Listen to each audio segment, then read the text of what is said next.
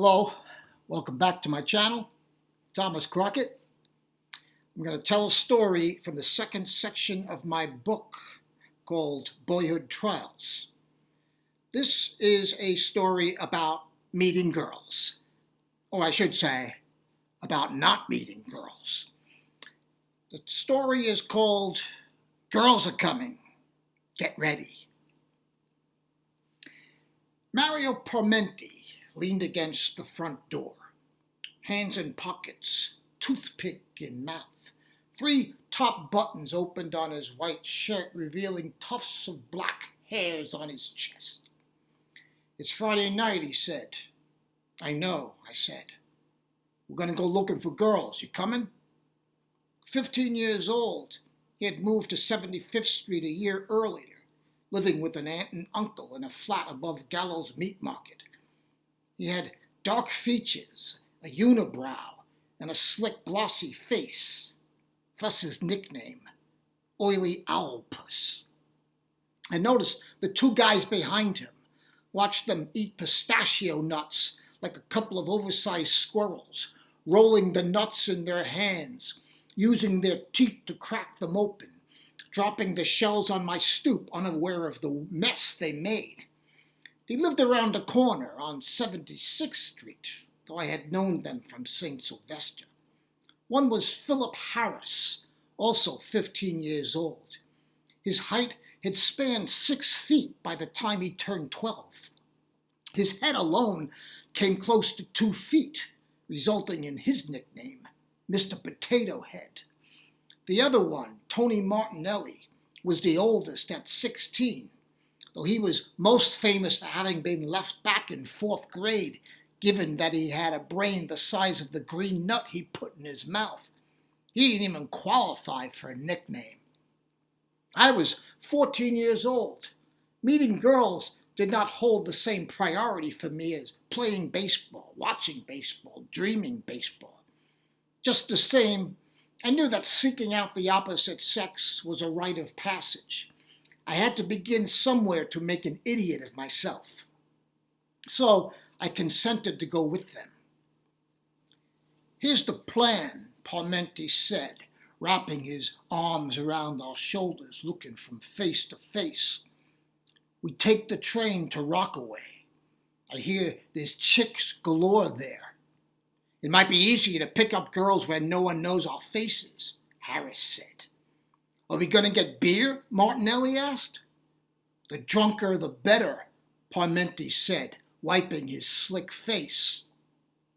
Parmenti and Harris went into Gallows Meat Market and came out with 2 6-packs of Ballantine beer and large bags of potato chips and pretzels. We walked to the 77th Street station to take the A train. Our destination, Rockaway Beach. We arrived at the beach as it approached darkness. We staked out an area under the boardwalk. We drank a beer each as we crouched in obscurity until Parmenti called for a huddle to start the plan. "All right, Top Cat," he said, grabbing my arm. "This is what I want you to do." He handed me a full can of beer. "Go out and stand in the middle of the beach. When girls walk by, offer them a sip of beer and tell them your friends are having a party under the boardwalk with plenty of beer like the one you're holding. Tell them we even have potato chips and pretzels," Martinelli added urgently. Said Harris, munching and crunching, holding up the now empty bag of Lay's potato chips. "Forget about the chips." He crumpled the bag and threw it in the sand. "But we still have pretzels. Tell them that." Parmenti looked crossly at Harris. "We didn't come here to eat pretzels," he said. He turned to me again, still holding my arm. "You know what to do, Top Cat?" "Why do I have to do it?" I asked. "Because your face is the only face they won't be scared to look at," Parmenti said. "I don't even want to meet girls," I said. "Do you want to hang out with us for the rest of your life?" Parmenti asked. I observed his slick face, his hollow eyes. Behind him I saw Martinelli's vapid smile. Harris was fast at work, eating the pretzels. "There must be a better way to meet girls," I said. Not when you look like we do, Parmenti said. Martinelli nodded. Forget about the pretzels, Harris said, the last of the pretzels hanging from his chapped lips. He crumpled the bag and threw it in the sand. Let's say I do it, and the girls agree to join the party, I said. Then what? Parmenti's face gleamed under the reflected light of a street lamp above us. He smoothed it. We talk for a while, maybe get their phone numbers. Then what? I persisted. What do you mean, then what? He hooted like an owl. You know, the usual stuff. Yeah, the usual stuff, canary-brained Martinelli added. The girls will have to see your faces at some point, I said. Then what? One step at a time, Parmenti said. I'll worry about that later. Just do it, Harris slapped my back. What do you have to lose? Come on, Top Cat, be a sport. Martinelli kicked his feet in the sand. I would do it. Then why don't you? Mario wants you to do it. Why doesn't he do it? I asked Parmenti. Would you go to a party if he asked you? Parmenti reasoned. I wouldn't. Harris burped and wiped his sloppy lips. Well, the girls sure the hell won't either. Parmenti sipped a beer, the suds dribbling down his chin. He grabbed my arm tighter. You're not afraid, are you? He asked. I lied and told him I wasn't. I said I would do it. He hugged me. Harris patted my head and said, good luck. Martinelli shook my hand. I'm here if you need me, he said. I held the beer and stepped out of the shelter under the boardwalk onto the fluorescent lighted beach. My eyes fixed on the rising waves, the smell of salt filling my nostrils. As I stepped over the sand, as the waves crashed under a sluggy moon, I brought the beer can to my lips, pumping myself with much-needed courage. I looked back and saw the 3 receding figures disappearing in shadows. I took another slug of beer, this time a long one. I can do it, I said to myself. My feet began to rise until I felt like Napoleon at the shores of Italy. The ocean, the sand, the land, and all its inhabitants belonged to me, as did the flickering star above, signaling my deliverance to a brave new world. I got this, I said, taking yet another sip. I heard a primordial shout coming from the sands of an ancient civilization, from a cavern deep and dark, where cowards cowered in the shadows of shame. Parmenti's voice, critical in its urgency, echoed along the shores of time. Girls are coming! Get ready! Sure enough, headed my way were 3 girls with large outlines. In an instant, I lost my delusional Napoleon bravado. I became again what I was from the start, an awkward 14-year-old, shy and scared, needing to urinate. The beach reverberated with Parmenti's passionate cry for recognition, his need to become an approved member of the male race. Girls are coming! As the girls came closer, as their frames grew larger, my stomach mimicked the ocean's rise and fall.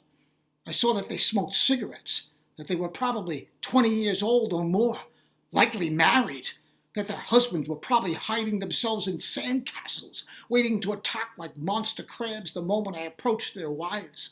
The girls stood adjacent to me. I smelled their aroma, a mix of hot dogs, salt, and tobacco. I turned my head just in time to avoid their faces. They passed in a puff of smoke. Parmenti shouted from afar, "Don't let them get away! Ask them!" I watched as the girls moved forward on the beach, leaving their scent where I stood.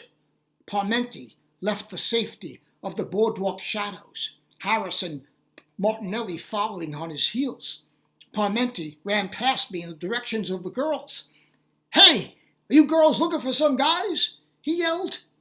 His face, exposed to the light for all to see, appeared reddish-purple, moist and slick, his eyes egg-white. If I didn't know him, I would have thought the creature from the Black Lagoon had come from the sea. The girls 20 yards away stopped and turned. "We're having a party," Harris screamed, running up next to Parmenti. The girls shrieked. Parmenti walked toward them. "Do you have telephone numbers?" he pleaded. The girls ran like a pack of coyote and didn't look back. Parmenti darted a step as if to chase them. He stopped and turned to Harris and Martinelli. "I told you idiots to stay under the boardwalk, didn't I?" he screamed. "Don't blame us," Harris yelled back. "It was you they ran from." "Oh yeah? I didn't hear them asking you for a piggyback ride." Parmenti pushed Harris. Harris pushed back. "There's one more beer," Martinelli said. "Anyone want it?" Parmenti grabbed the beer and threw it toward the ocean waves. He rushed at me, grabbed my arm. "What happened?" he yelled. "Why didn't you ask them like we planned?" I shrugged. "Damn it, Topcat," he said. "You know what this means, don't you?" I didn't answer. I knew what it meant. It meant the following night, Saturday, he would again come to my house, stand at the door, with Harris and Martinelli standing behind him. He would have yet another plan for meeting girls. The cycle would never end until the mercy of time and maturity forced it to change. I walked, without looking back, all the way to the train station. They followed. We sat on opposite sides of the train car going home. No one said a word, except Harris. He wanted to know if we wanted to get a slice of pizza when we got back. That was the best idea I'd heard all night.